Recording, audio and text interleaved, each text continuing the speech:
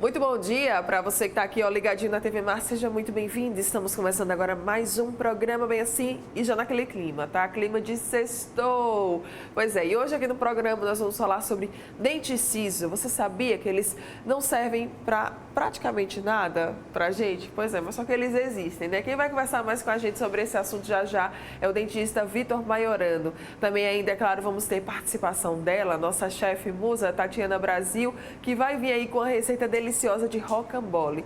E para fechar, teremos a agenda cultural, para você ficar muito bem informado do que é que vai rolar no final de semana.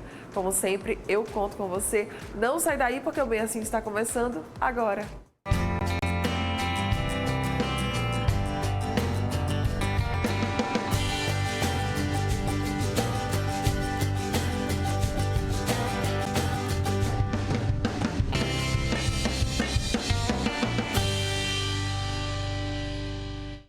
Muito bom dia mais uma vez para você que está aqui, ó, ligadinho na TV Mar, você que nos acompanha aí pelos canais 525 e 25 da NET, claro, pelo portal gazetaweb.com, que também transmite toda a nossa programação, ou ainda pelo nosso aplicativo TV Mar. Muito obrigada pela sua companhia, pela sua presença aqui juntinho com a gente, tá? Sempre aproveitando para lembrar das nossas redes sociais e também do nosso WhatsApp, que é por onde você consegue conversar, entrar em contato, interagir com a gente nessas plataformas digitais. Estamos te aguardando. E olha só, recentemente eu gravei uma entrevista com o dentista Vitor Maiorano sobre dentes sisos. Eu quero que você confira agora.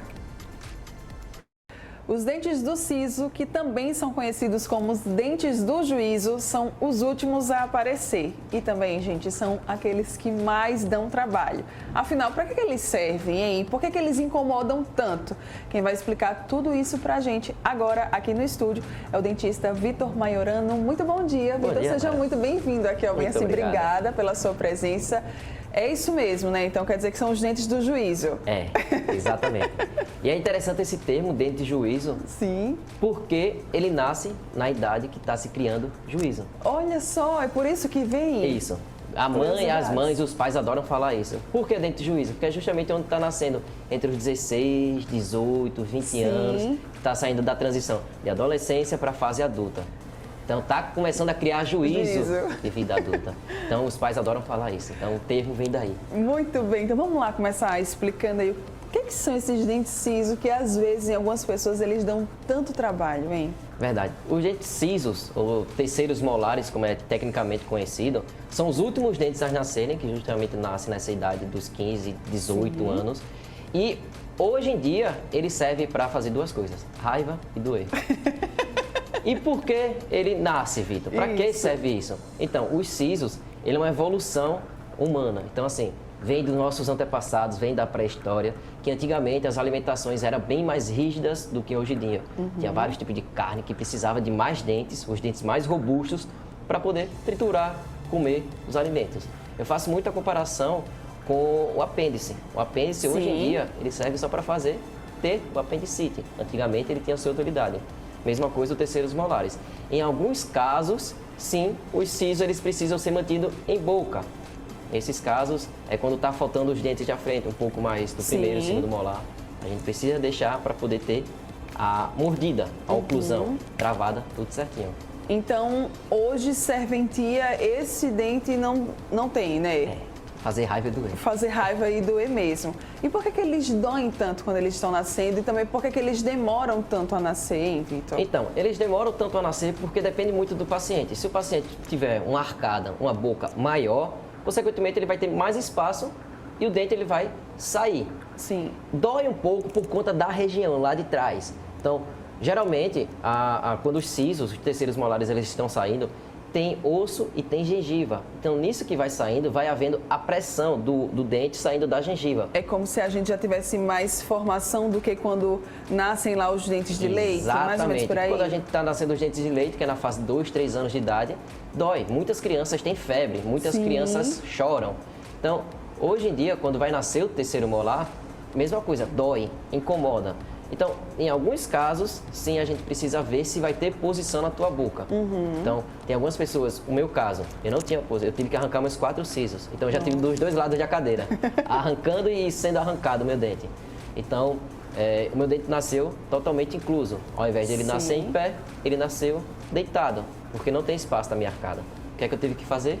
Sofrer e tirar, fazer a extração. Como é que é feita essa avaliação de que se vai precisar tirar os sisos ou não? É realmente um dentista que tem que chegar e tem que fazer essa avaliação, por exemplo, que você falou aqui do seu caso? Isso, perfeito. Tem que ser feito de duas formas. A avaliação clínica, que é aquela famosa olhadinha. Sim. Que a gente faz a consulta, na verdade, a gente faz a consulta, vê clinicamente, tem espaço para nascer? Pô, o dente ele tá em pé, ele está semi-incluso, ele está totalmente deitado. A gente consegue ver isso na parte física, no exame clínico e também exames complementares, que é o raio-x, que é a panorâmica. O raio-x panorâmico, ele mostra toda a face. Então, ele vai ver, por exemplo, esse aí é um raio-x, é periapical, que a gente fala. Sim. A posição dele lá para trás e também a posição da raiz.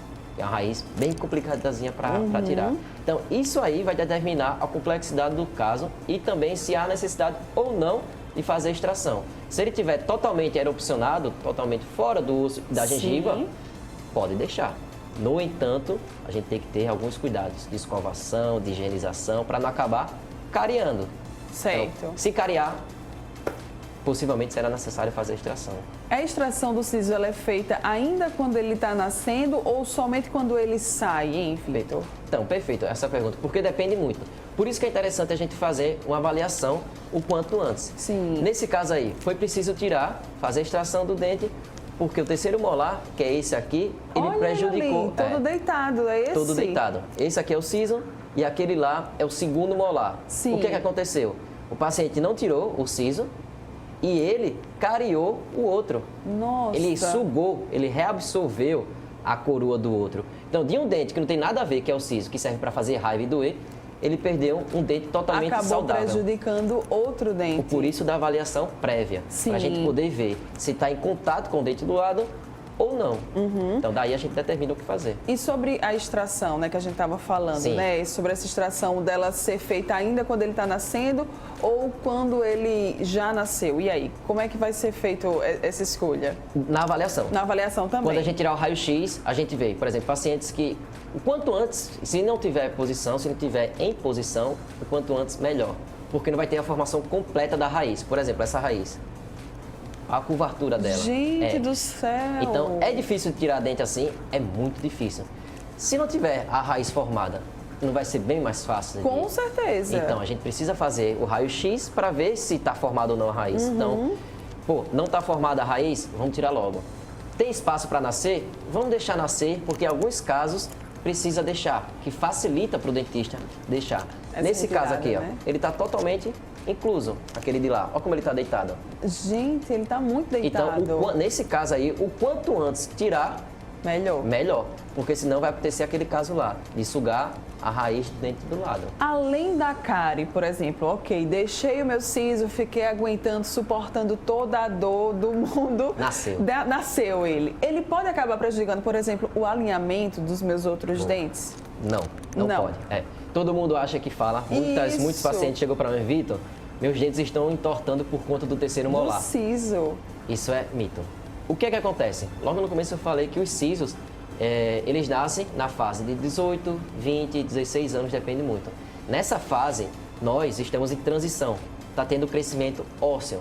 Nisso que é o crescimento ósseo, tanto que você vai crescendo, você vai ficando mais forte, você vai perdendo mais estrutura. Então vai havendo a movimentação das fibras colágenas. Então a gente vai crescendo o ligamento, que é assim, ele vai se esticando. Parece muito um movimento de sanfona. Sim. Ele vai fazendo isso. Nisso que vai fazendo, estica, fecha, os movimentos dos dentes vai entortando. O siso, ele não tem força, ele não tem capacidade para poder empurrar ou separar os dentes. O que acontece dos sisos? Ele acontece aquele caso lá, de reabsorver. Então, se um dente estiver em contato com o outro, não vai desalinhar. Ele vai reabsorver, ele vai cariar o dente do lado. Certo. Deixei, ele nasceu, e aí eu posso, por exemplo, chegar lá no dentista e o dentista avaliar que, ok, tudo bem, vamos Sim. deixar esse dente aí, não precisa extrair. Exatamente, como tem aqui.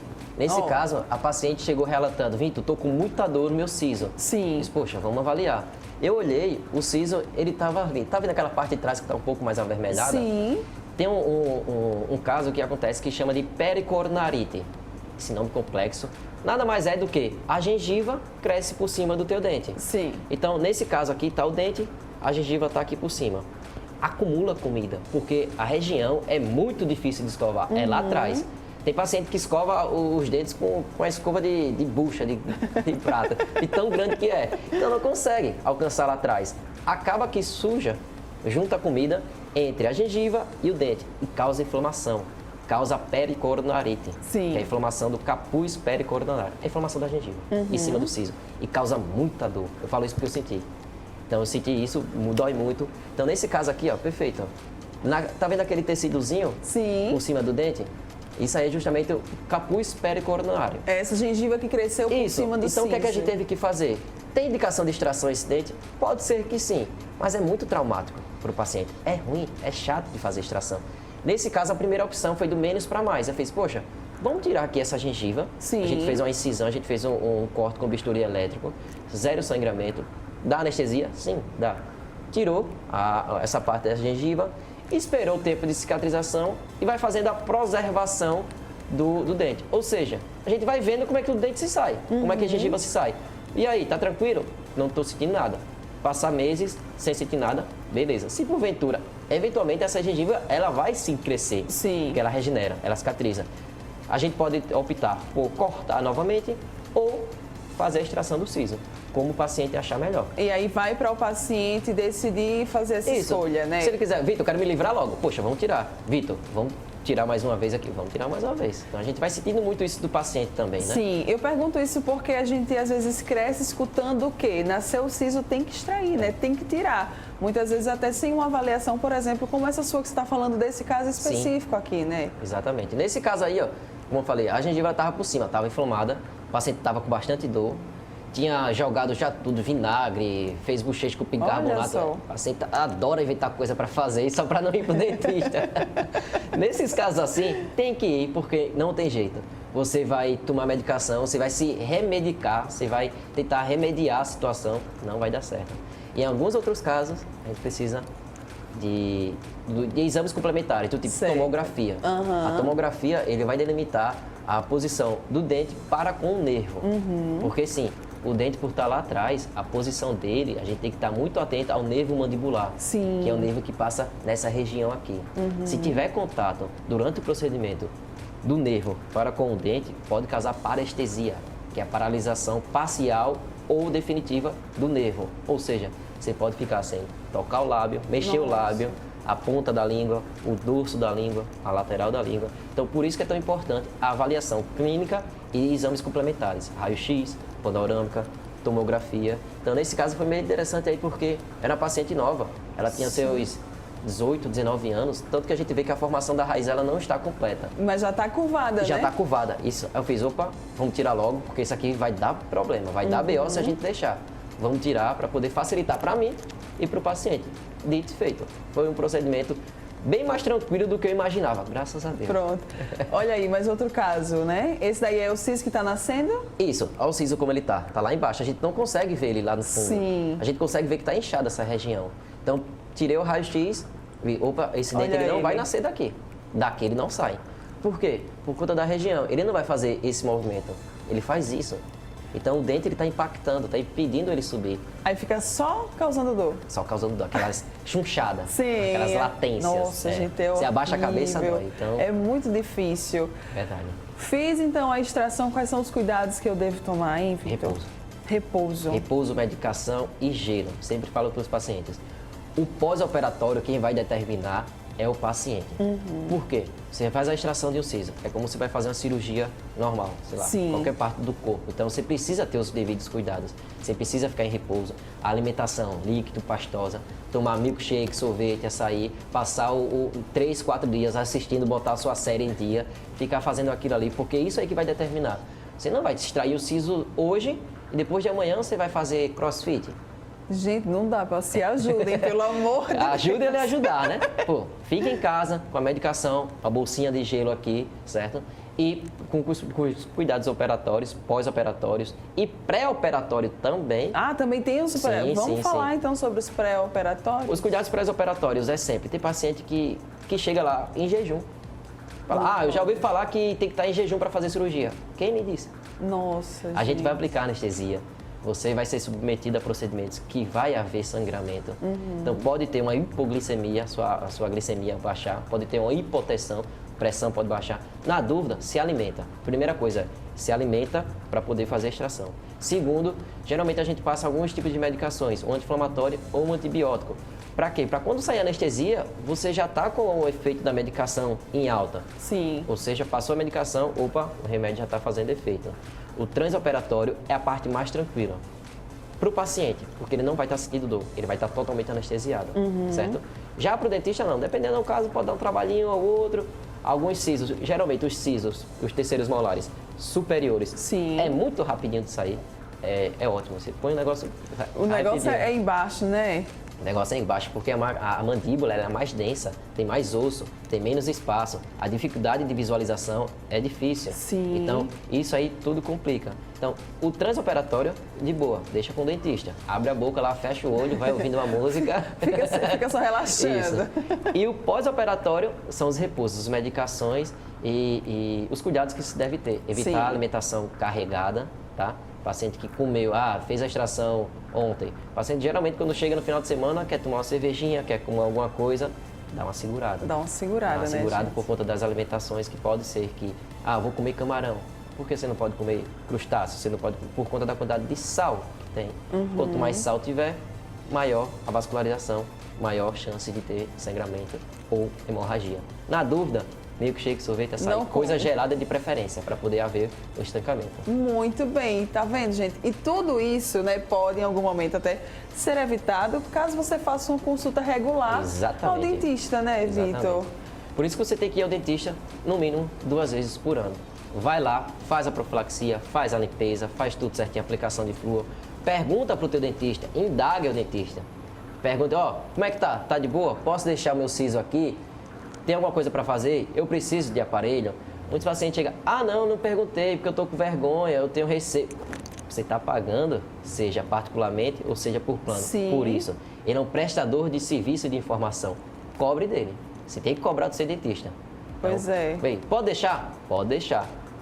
Estou na dúvida, tira um raio-x, faz alguns exames complementares para saber qual diretriz tomar do tratamento. Saúde bucal também é saúde e também precisa de cuidado e de atenção, né, Vitor? Acho que é isso que a gente pode tirar aqui de todo esse nosso bate-papo sobre sisos. Foi maravilhoso, muito obrigada. Eu que agradeço. Contatos, redes sociais, quem se interessou, como é que pode, né, aí acompanhar você ou até mesmo tirar mais alguma dúvida? Show, se tiver alguma dúvida é só entrar lá no Instagram mesmo, Vitor Maiorano. Porque lá tem todos os meus contatos, podem entrar direto, tem um link direto para o WhatsApp. A marcação de consulta é comigo mesmo, que eu já começo a consulta, a web consulta, que se tornou mais recorrente agora na pandemia. Isso. Então, eu já pergunto como é que eu posso ajudar. Eu acho massa, porque os pacientes, pode me ajudar assim, já manda foto da boca, já sei o que é. Já chega na consulta tendo mais ou menos noção. Sim. Pergunta se tem dor. Então, através das redes sociais, já facilita para mim e para o paciente esse contato mais próximo. Então, é só seguir lá, Vitor Maiorano. Muito bem, obrigada, Vitor, Obrigado mais uma vez. Sério mesmo, valeu. Obrigada. Muito bom, né, aí com o Vitor, deu pra gente aprender um bocado sobre os dentes cisos. E olha só, mudando aqui de câmera, seguinte, ficando mais pertinho de você, vou agora conferir uma super receita com a nossa chefe, musa maravilhosíssima, renomadíssima, não me canso de trazer adjetivos para essa mulher. Tatiana Brasil, agora é com você. E hoje a gente vai fazer um rocambole de carne super prático, poucos ingredientes e delicioso. Vamos começar? A gente vai precisar de carne moída e para temperar a gente vai usar cebola, alho, sal e pimenta do reino. E agora a gente vai misturar tudo.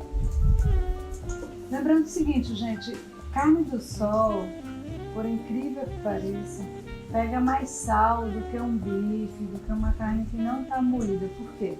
Porque quando a gente mistura, o sal entra, então a gente vai precisar de um pouco mais de sal, fica a dica, tá? A nossa carne já está temperada e o que a gente vai fazer para ajudar a enrolar nosso rocambole? A gente vai pegar fatias de bacon. E qual é a ideia? Como a fatia é curta, a gente não vai conseguir enrolar com ela sozinha, a gente vai colocar de 2 em 2. Vamos lá. E a ideia é que a gente deixe as fatias de bacon sobrepostas, que vai ajudar na hora de enrolar. Então agora o que a gente vai fazer? Distribuir a carne, que a gente já temperou.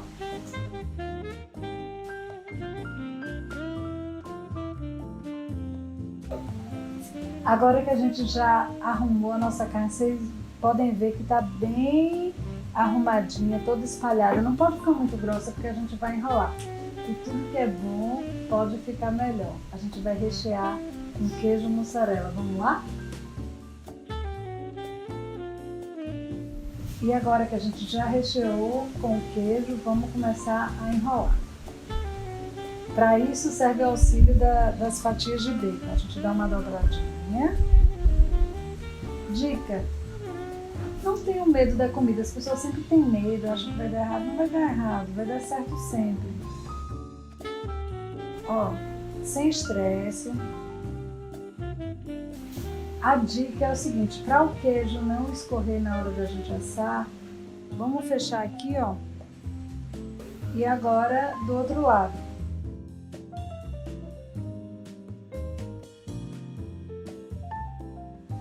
E agora a gente vai levar ao forno médio. Aí a pergunta: precisa untar? Não, não precisa untar, porque o bacon vai ter muita gordura. E aí quando é que vai estar pronto? Quando o bacon dourar. Quando o bacon dourar, a nossa carne também já cozinhou, o nosso queijo já derreteu. Vamos lá?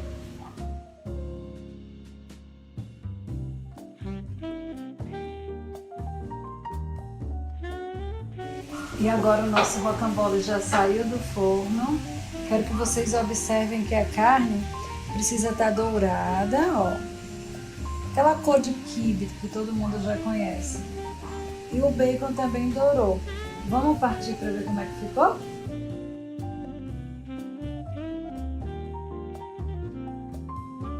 E o nosso rocambole já está finalizado. Espero que vocês tenham gostado. Comentem, contem pra gente e a gente vai fazendo essa troca de delícias. A cozinha pode ser simples e eu vou continuar aqui ensinando tudo para vocês.